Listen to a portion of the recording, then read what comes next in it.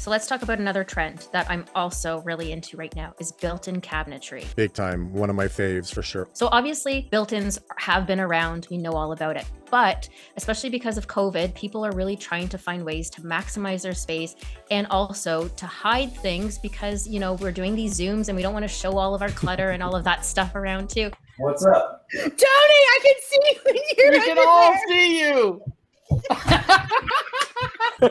So it just makes the most sense, and doing something that's personalized and custom really maximizes and allows for us to do that. And we're not talking about, you know, put a Billy bookcase on either side of your fireplace.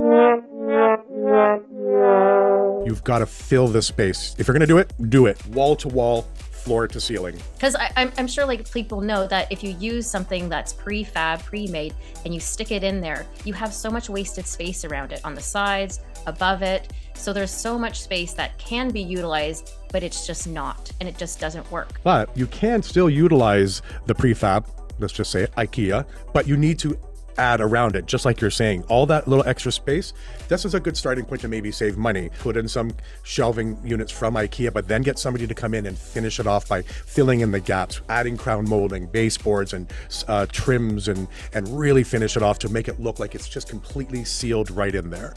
That's the impact you're going for. And again, one of my key things all the time, lighting. You're gonna mix open shelving, which has to always look nice, and you need to put pretty things on there, curated nicely, and closed shelving with doors. But anything that's open, put interior lighting in it. Ambiance. I think one place that people really lack when it comes to storage and design is really utilizing that vertical space. If you put built-ins beside your fireplace, there should be no space. Ceiling to floor, ceiling to floor. And of course, you're going to put stuff up there that you don't really need to get at very often because it's going to be pretty high up. So you're not going to put, you know, a pot that you use every day. No, right. You're going to put that serving dish that you use only, say, for turkeys or, you know, the one that you got from your mother-in-law at your wedding that you hate and you only need to bring out when she comes by.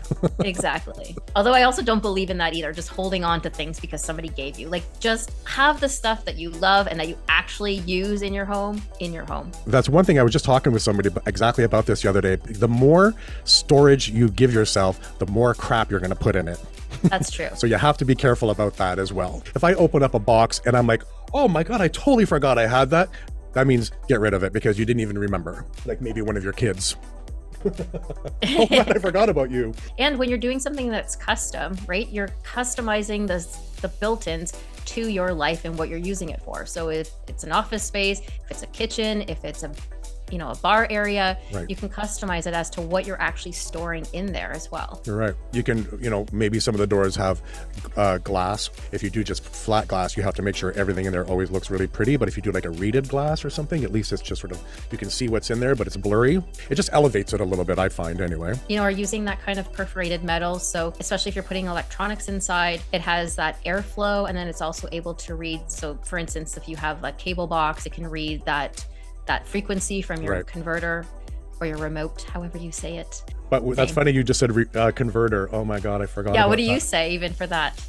I say both, I think, because I'm from that age of, did you have that big brown box with all the little buttons on it? Yeah, and it had the wire that was attached to your TV. I think that was a converter, right? I think so. And the remote is the wireless handheld